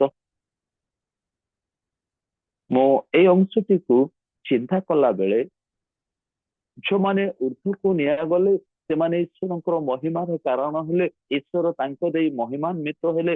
କାରଣ ସେମାନଙ୍କର ବିଶ୍ୱସ୍ତତା, ସେମାନଙ୍କ ଜୀବନ ଯାପନ, ସେମାନଙ୍କ ସେବା, ସେମାନଙ୍କ ପ୍ରାର୍ଥନା, ସେମାନଙ୍କର ପ୍ରତିଟି ବିଷୟ ଈଶ୍ୱରଙ୍କ ଦୃଷ୍ଟିରେ ସନ୍ତୋଷ ଦେଖାଗଲା। ଆଉ ଜଗତରୁ ସେମାନେ ଉର୍ଦ୍ଧ୍ୱକୁ ନିଆଗଲା ପରେ, ଶାରୀରିକ ସ୍ୱଦେହରେ ଉର୍ଦ୍ଧ୍ୱକୁ ନିଆଯାଆନ୍ତୁ କି ଜଗତର ସମୟ ସୀମା ଅନୁସାରେ, ପ୍ରଭୁଙ୍କ ନିର୍ଦ୍ଧାରିତ ଦିନ ଅନୁସାରେ ସ୍ୱର୍ଗକୁ ନିଆଯାଆନ୍ତୁ, ସେମାନଙ୍କ ଦେଇ ପ୍ରଭୁ ଗୌରବ ପାଉଛନ୍ତି। ତେବେ ଯୋଉମାନଙ୍କୁ ନିଆଗଲେ ସେମାନଙ୍କ ବିଷୟରେ ବହୁ ଚିନ୍ତା ନ କରି ରହିଥିବା ଲୋକମାନଙ୍କ ନିମନ୍ତେ ଚିନ୍ତା କରିବା ଦରକାର। ତେବେ କିଏ ରହିଛୁ? ଆପଣମାନେ ଅଛନ୍ତି, ମୁଁ ଅଛି, ମଣ୍ଡଳୀ ଅଛି, ବିଶ୍ୱାସିନୀ ମାନେ ଅଛୁ। ତେବେ ଏଥିରେ ଆମେ ଈଶ୍ୱରଙ୍କ ସନ୍ତୋଷ ପାତ୍ର ଅଟୁକି। କାରଣ ତାହାଙ୍କ ସନ୍ତୋଷ ପାତ୍ର ମନୁଷ୍ୟ ମାନଙ୍କ ମଧ୍ୟରେ ଶାନ୍ତି। ଯଦି ଈଶ୍ୱରଙ୍କ ସନ୍ତୋଷ ପାତ୍ର ହଉନାହୁଁ, ତେବେ ଆମ ଜୀବନରେ ଜଗତର ଶାନ୍ତି ଅଛି, ବସ୍ତୁ ବିଶେଷର ଶାନ୍ତି ଅଛି, ଏବଂ ଆମ ଜୀବନରେ ସେଇ ଶାନ୍ତି ତାହା ଐଶ୍ୱର୍ଯ୍ୟ ଶାନ୍ତି ନୁହେଁ। ଈଶ୍ୱରଙ୍କ ବାକ୍ୟରୁ ଆମେ ଯାହା ଚିନ୍ତା କରୁଛୁ ତାହାଙ୍କ ସନ୍ତୁଷ୍ଟ ପାତ୍ର ମନୁଷ୍ୟ ମାନଙ୍କ ମଧ୍ୟରେ। ସେମାନେ ଏକ ଦୁଃଖତର ସମୟରେ, କଷ୍ଟକର ସମୟରେ, ବିଭିନ୍ନ ଘଟଣା ଘଟୁଥିବା ସମୟରେ ଜୀବନର ଗତିପଥରେ ଈଶ୍ୱର ଯୋଉମାନଙ୍କୁ ସନ୍ତୁଷ୍ଟ ହେଲେ ସେମାନଙ୍କ ଜୀବନରେ ସେ ଶାନ୍ତି ସ୍ଥାପନ କଲେ, ଶାନ୍ତିର ରାଜକୁମାର ହେଲେ, ଆଉ ତାହାଙ୍କ ଶାନ୍ତିର ସୀମା ରହିବ ନାହିଁ।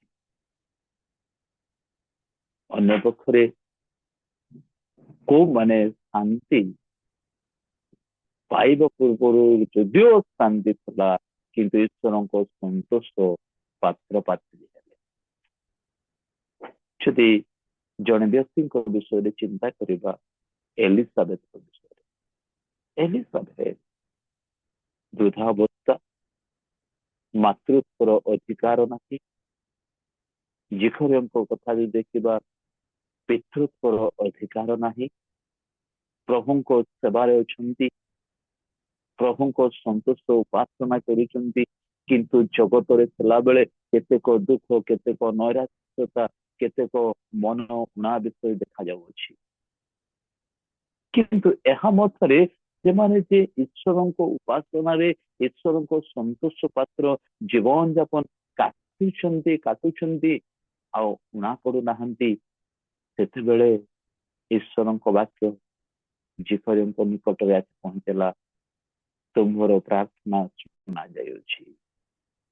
ପ୍ରିୟମାନେ, ଆଜି ଆପଣଙ୍କ କଥା କି ମୋ କଥା ଜଣେ ଯଦି ଶୁଣନ୍ତି, ଆଜ୍ଞା ଆପଣଙ୍କ କଥା ମନେ ପଡେ, ଆପଣଙ୍କୁ ଭଲ ଲାଗେ, ଆପଣ ଯାହା କହନ୍ତି ଉତ୍ତମ, ଆପଣଙ୍କର ମାଗିଥିବା ବିଷୟ ଦିଆଯିବ, କେତେ ଖୁସି ଲାଗେ। ଦୀର୍ଘ ବର୍ଷ ପରେ ଜିଖରିୟଙ୍କ ନିକଟକୁ ଆସି ପହଞ୍ଚୁଛି, କାରଣ ସେ ମଧ୍ୟ ବୟସ ପ୍ରାପ୍ତ ହେଇସାରିଛନ୍ତି। ଏ ପ୍ରକାର ଅବସ୍ଥାରେ ତାଙ୍କୁ କୁହାଯାଉଛି ତୁମର ପ୍ରାର୍ଥନା ଶୁଣା ଯାଉଛି। ଏହିପରି ଅବସ୍ଥାରେ ତାଙ୍କ ସ୍ତ୍ରୀ ମଧ୍ୟ ବାଧ୍ୟତା ଅବସ୍ଥାରେ ଅଛନ୍ତି। କିନ୍ତୁ ଈଶ୍ୱରଙ୍କ ବାକ୍ୟ କହେ ପୃଥିବୀରେ ତାହାଙ୍କ ସନ୍ତୋଷ ପାତ୍ର ମନୁଷ୍ୟ ମାନଙ୍କ ମଧ୍ୟରେ ଶାନ୍ତି। ଆଜି ମୋର ପ୍ରିୟ ମାନେ, ଆପଣଙ୍କ ଜୀବନରେ, ମୋ ଜୀବନରେ ଆମେ ଯଦି ଈଶ୍ୱରଙ୍କର ସନ୍ତୋଷ ପାତ୍ର ହବା, ଯେକୌଣସି ପରିସ୍ଥିତିରେ ଶାନ୍ତି ଆମ ଠାରୁ ଦୂର କରାଯାଇ ପାରିବ ନାହିଁ, କାରଣ ତାହାର ଶାନ୍ତିର ସୀମା ରହିବ ନାହିଁ। ଏହା ଈଶ୍ୱରଙ୍କ ବାକ୍ୟ ପ୍ରକାଶ କରେ।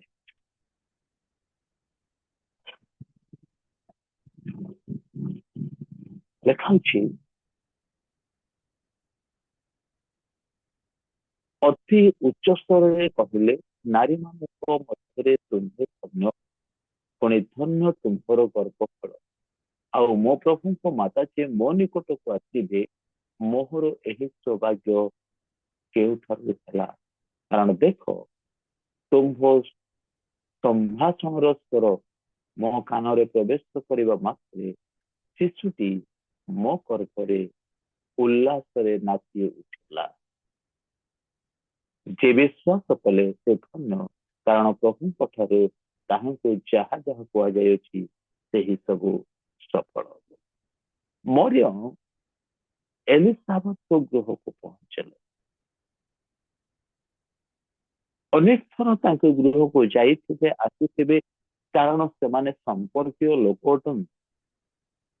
କିନ୍ତୁ ଏକ ଭିନ୍ନ ଧରଣର ଆନନ୍ଦ, ଭିନ୍ନ ଧରଣର ଖୁସି, ଭିନ୍ନ ଧରଣର ଶାନ୍ତି ଦେଖାଯାଉଛି।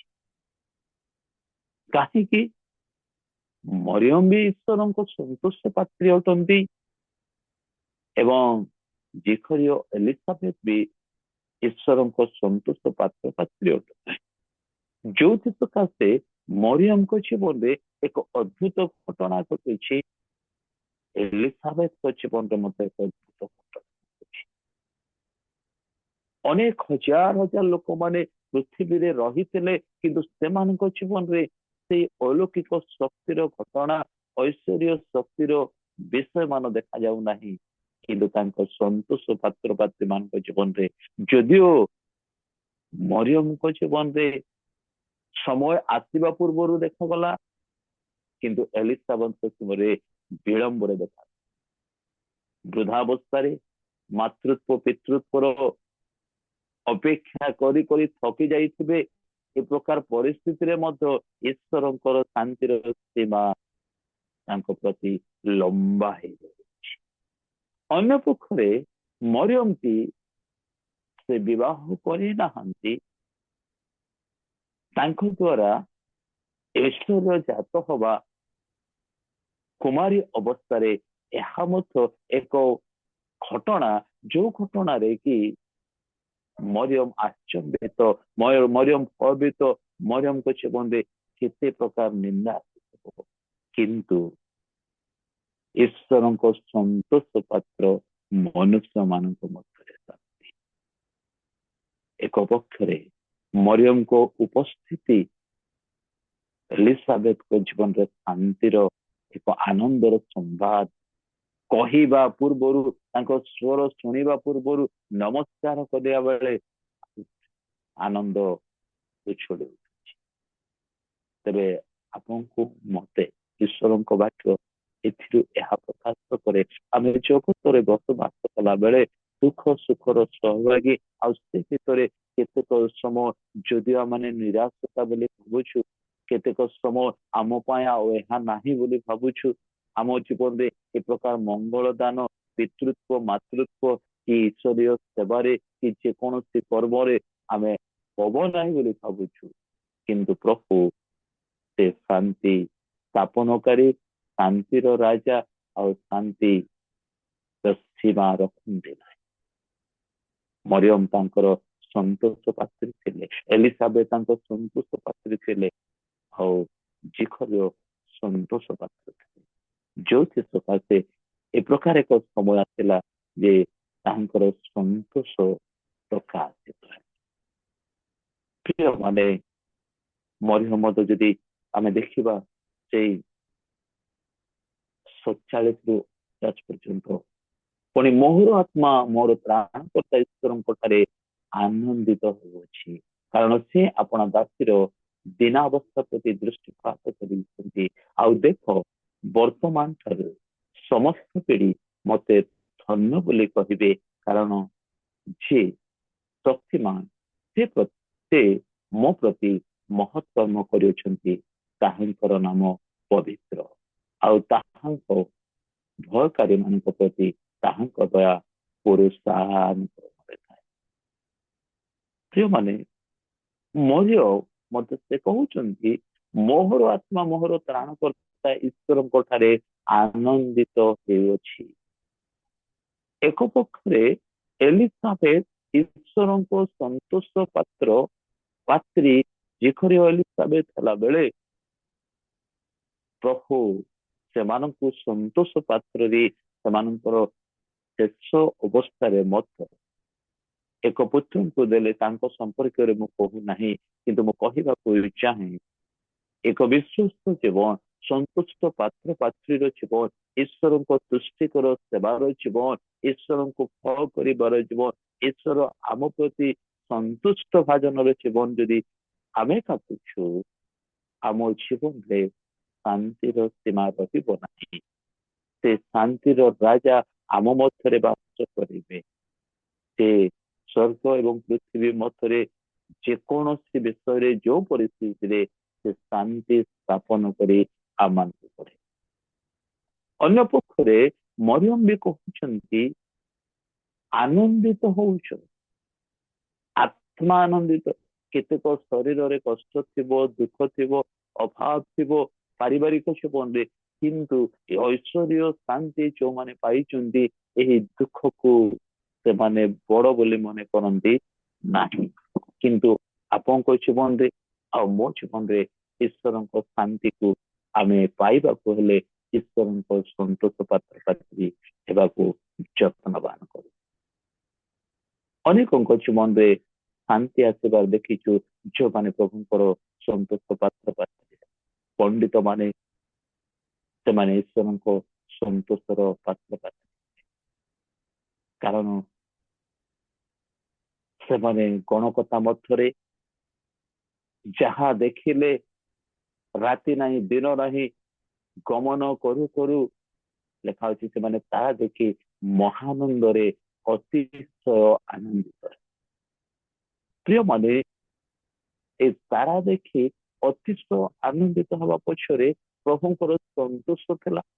ପ୍ରଭୁଙ୍କ ନିମନ୍ତେ, ପ୍ରଭୁଙ୍କୁ ଦେଖିବା ପାଇଁ, ପ୍ରଭୁଙ୍କର ଜନ୍ମକୁ, ପ୍ରଭୁଙ୍କୁ କିଛି ଦେବା ପାଇଁ ସେମାନେ ବ୍ୟାକୁଳ ଥିଲେ, ପ୍ରସ୍ତୁତ ଥିଲେ, ଜାଗ୍ରତ ଥିଲେ। ଆଉ ତାରା ସେମାନଙ୍କୁ ଦିଗ୍ଦର୍ଶନ କରି ନେଲା ବେଳେ ଯେତେବେଳେ କିଛି ସମୟର ତାରାର ଅଦୃଶ୍ୟ କରାବା ଦେଖାଗଲା, ସେତେବେଳେ ସେମାନେ ହୁଏତ ବ୍ୟାକୁଳ ହେଇଛନ୍ତି। କିନ୍ତୁ ପ୍ରଭୁଙ୍କ ଠାରେ ତାଙ୍କର ସନ୍ତୋଷ ପାତ୍ର ଥିବାରୁ ତାଙ୍କ ପାଖରେ କିଛି ପ୍ରସ୍ତୁତିକରଣ ଅଛି, ତାଙ୍କ ପାଖରେ ପ୍ରସ୍ତୁତି ସହିତ ପରିଶ୍ରମ ଅଛି, ପରିଶ୍ରମ ସହିତ ତ୍ୟାଗ ଅଛି। ପୂର୍ବ ଦେଶରୁ ସେମାନେ ଆସୁଛନ୍ତି ଏକ ତାରାର ନିର୍ଦ୍ଦେଶରେ, ଆସୁ ଆସୁ ତାଙ୍କ ନିକଟରେ ଆସି ପଣ୍ଡିତ ମାନେ ଏକ ଶିଶୁଙ୍କ ନିକଟରେ ନିଜକୁ ସମର୍ପଣ କରିଦଉଛନ୍ତି। ଲେଖା ଅଛି ସେମାନେ ଭୂମିଷ୍ଠ ପ୍ରଣାମ। ପ୍ରିୟମାନେ, ଈଶ୍ୱରଙ୍କ ଠାରେ ଆମେ ବଡ ହଉ କି ସାନ ହଉ, ଜ୍ଞାନୀ ହଉ କି ଧନୀ ହଉ, ଆମ ଠାରେ କଣ ଅଛି ନ ଅଛି, ବେଳେ ବେଳେ ଆମେ ପ୍ରଭୁଙ୍କ ସେବାରେ କି ଜ୍ଞାନରେ କି ଉଚ୍ଚ ଶିକ୍ଷିତରେ ଯଦି ଉନ୍ନତି ହେଇଯାଉ, ଆମେ ପ୍ରଭୁଙ୍କର ସନ୍ତୋଷ ପାତ୍ରୀ ଅଟୁ। ତ ପଣ୍ଡିତ ମାନେ ଈଶ୍ୱରଙ୍କ ସନ୍ତୋଷ ପାତ୍ର ଥିଲେ।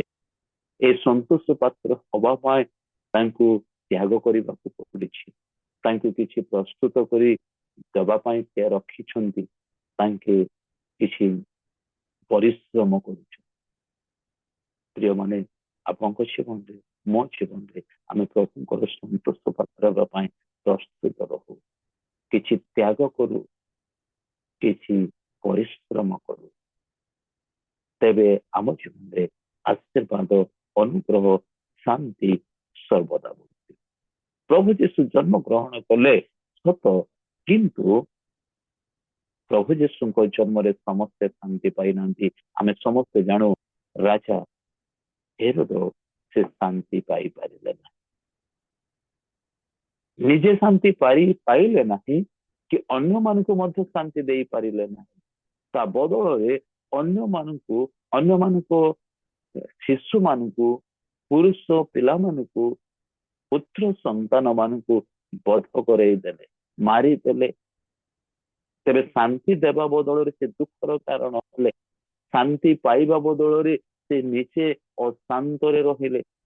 ପ୍ରଶ୍ନ ଉଠେ, ଆମେ ଯଦି ପ୍ରଭୁଙ୍କର ସନ୍ତୋଷ ପାତ୍ର ପାତ୍ରୀ ହେବା, ତେବେ ଆମ ଜୀବନରେ ଶାନ୍ତି ଆସିବ, ଆମର ସଂସ୍ପର୍ଶରେ ଆସୁଥିବା ଲୋକମାନଙ୍କ ମଧ୍ୟ ଜୀବନରେ ମଧ୍ୟ ଶାନ୍ତି। ଯଦି ଆମେ ଈଶ୍ୱରଙ୍କ ସନ୍ତୋଷ ପାତ୍ର ହବା ନାହିଁ, ଈଶ୍ୱରଙ୍କ ଜନ୍ମରେ, ଈଶ୍ୱରଙ୍କ କର୍ମରେ, ଈଶ୍ୱରଙ୍କ ସେବାରେ ଆମେ ଯଦି ସନ୍ତୋଷ ପାଇବା ନାହିଁ କି ସନ୍ତୋଷ ପାତ୍ର ପାତ୍ରୀ ହେବା ନାହିଁ, ତେବେ ଆମ ଜୀବନରେ ଶାନ୍ତି ରହିବ ନାହିଁ, ଆମ ଚତୁଃପାର୍ଶ୍ୱରେ, ଆମ ସେବାରେ, ଆମ ରାଜ୍ୟରେ, ଆମ ଲୋକମାନଙ୍କ ମଧ୍ୟରେ ଶାନ୍ତି ରହିବ। ତେବେ ପ୍ରଶ୍ନ ଉଠେ, ତାହାଙ୍କ ସନ୍ତୋଷ ପାତ୍ର ମନୁଷ୍ୟ ମାନଙ୍କ ମଧ୍ୟରେ, ତେବେ ମୁଁ କିମ୍ବା ଆପଣମାନେ ଏଇ ଖ୍ରୀଷ୍ଟ ଜନ୍ମ ଜୟନ୍ତୀରେ ପ୍ରଭୁଙ୍କର ସନ୍ତୋଷ ପାତ୍ର ପାତ୍ରୀ ହେବା, ତେବେ ଆମେ ଶାନ୍ତି ପାଇବୁ, ଆମ ଲୋକମାନେ ଶାନ୍ତି ପାଇବେ, ଆମର ଶାନ୍ତିର ସୀମା ରହିବ ନାହିଁ। ପ୍ରଭୁ ଏଇ ବାକ୍ୟ ଦେଇ ଆମକୁ ଆଶୀର୍ବାଦ କରନ୍ତୁ। ଆମେ ପୃଥିବୀରେ ଅଛୁ, ପୃଥିବୀରେ ଥିଲାବେଳେ ଈଶ୍ୱରଙ୍କ ସନ୍ତୋଷ ପାତ୍ର ପାତ୍ରୀ ହେବାକୁ ଚେଷ୍ଟା କରୁ।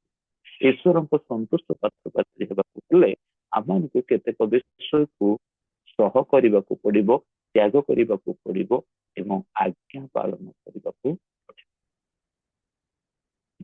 କହିପାରିଥାନ୍ତେ ଆମେ ବୃଦ୍ଧା ଅବସ୍ଥା ହେଲୁଣି, ଆମର ଦରକାର ନାହିଁ, ପ୍ରଭୁ ଦେଲନି, ଆଗରୁ ଦେଇଥିଲ ହେଇଥାନ୍ତା, ଏବେ ଦେଇକି କଣ? କିନ୍ତୁ ସେମାନେ ଈଶ୍ୱରଙ୍କର ଆଜ୍ଞାର ବାଧ୍ୟ ହେଲେ। ମରିୟମ କହିଥାନ୍ତେ, ଆଉ କାହାକୁ କୁହନ୍ତୁ ପ୍ରଭୁ, ମୁଁ କୁମାରୀ, ଏଇ ନିନ୍ଦା, ଏଇ ଅପମାନ ମୁଁ ସହିପାରିବି।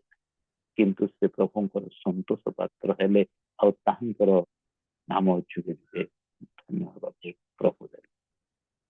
ତେବେ ହେରୋଦ ସେ ପ୍ରଭୁଙ୍କର ସନ୍ତୋଷକୁ ଆପଣାର କଲେ ନାହିଁ, କିନ୍ତୁ ତାହା ଫଳରେ ତା ଜୀବନରେ ନିଜ ଅଶାନ୍ତି ହେଲେ ତାର ଦେଶବାସୀକୁ ତା ରାଜ୍ୟବାସୀକୁ ଅଶାନ୍ତରେ ଭରିଯାଏ। ତେବେ ଆପଣଙ୍କର ମୋର ଈଶ୍ୱରଙ୍କ ସନ୍ତୋଷ ପାତ୍ର ହବା ମୋ ପାଇଁ, ପରିବାର ପାଇଁ, ମଣ୍ଡଳୀ ପାଇଁ, ଆମ ଅଞ୍ଚଳ ପାଇଁ, ଆମ ଲୋକମାନଙ୍କ ପାଇଁ ଶାନ୍ତିର ସୀମା ରହିବ ନାହିଁ। ଏହା ଈଶ୍ୱରଙ୍କ ବାକ୍ୟ ପ୍ରକାଶ କରେ। ପ୍ରଭୁ ଏହି ସଂକ୍ଷିପ୍ତ ବାକ୍ୟରେ ଆମ ପ୍ରତ୍ୟେକଙ୍କୁ ଆଶୀର୍ବାଦ କରନ୍ତୁ। ମନେ ରଖୁ ଏଇ ବର୍ଷର ବଡ଼ଦିନ ଆଉ ଯୀଶୁଙ୍କ ଜନ୍ମର ସମ୍ବାଦ ପୃଥିବୀରେ ତାଙ୍କ ସନ୍ତୋଷ ପାତ୍ର ମନୁଷ୍ୟମାନଙ୍କ ମଧ୍ୟରେ ଶାନ୍ତି। ଯଦି ଆମେ ପ୍ରଭୁଙ୍କର ସନ୍ତୋଷ ପାତ୍ର ହଉଛୁ, ଆମେ ଶାନ୍ତି ପାଇବା, ଆମ ଚତୁଃପାର୍ଶ୍ୱ ଶାନ୍ତି ବିରାଜିତ ହବ, ଆମ ଲୋକମାନେ ଶାନ୍ତି ପାଇବେ, ଆଉ ଶେଷରେ ଆମେ ଶାନ୍ତି ଧାମରେ ପ୍ରବେଶ କରିପାରିବା। ପ୍ରଭୁ ଏହି ସୁଯୋଗ ପାଇଁ ପ୍ରଭୁଙ୍କୁ ଧନ୍ୟବାଦ ଦିଏ।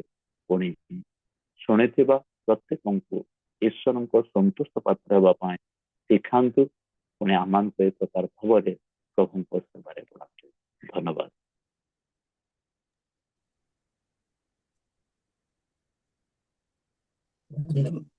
ଧନ୍ୟବାଦ ଆଜ୍ଞା। ଆଜି ଧନ୍ୟବାଦ। ଆପଣ ଜୁମ୍ରେ ଉପସ୍ଥିତ ହେଲେ। ପୁଣି ବର୍ତ୍ତମାନ ଯୁଗରେ ଆମମାନେ କିପରି ପ୍ରଭୁଙ୍କ ମହିମା କରିବା, ତତ୍ ସହିତ ପ୍ରଭୁଙ୍କ ଠାରେ କିପରି ସନ୍ତୋଷ ପାତ୍ର ହେବା, ପୁଣି ଆମମାନେ ପ୍ରଭୁଙ୍କର ସେବା କିପରି ଶାନ୍ତିରେ କରିବା, ପୁଣି ଆମମାନେ ଆଗକୁ ବଢ଼ିବା, ସେ ନିମନ୍ତେ ଆଜି ଉତ୍ତମ ପ୍ରେରଣାଦାୟକ ଶିକ୍ଷା ଦେଇଥିବାରୁ ପୁନର୍ବାର ରିଏଲ୍ ମିନିଷ୍ଟ୍ରି ତରଫରୁ ଆପଣଙ୍କୁ ମୁଁ ଧନ୍ୟବାଦ ଜଣାଇ ପ୍ରେସ୍ ତେଲଡ଼ାଏ। ଆମମାନେ ଆଜି ବାକ୍ୟ ନେଇ ଆସିଥିବା ନାୟକଙ୍କ ନିମନ୍ତେ ପ୍ରାର୍ଥନା କରିବା, ତାଙ୍କର ସେବା କାର୍ଯ୍ୟ ନିମନ୍ତେ, ତାଙ୍କର ଆବଶ୍ୟକତା ନିମନ୍ତେ, ତାଙ୍କର ଉତ୍ତମ ଶରୀର ନିମନ୍ତେ ଆମମାନେ ପ୍ରାର୍ଥନା କରିବା। ଆମମାନଙ୍କ ମଧ୍ୟରେ ଅସୀୟ କରାଡ଼ ଆଜ୍ଞା ଅଛନ୍ତି। ପ୍ରେସ୍